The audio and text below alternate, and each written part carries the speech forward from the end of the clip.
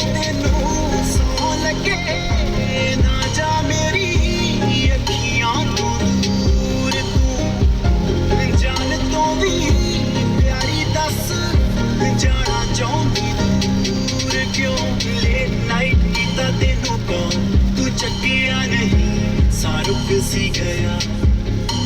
I swear I'm gonna die tonight ਦੇ ਗੱਲਾਂ ਦਾ ਜਵਾਬ ਦਿਲ ਟੁੱਟ ਸੀ ਗਿਆ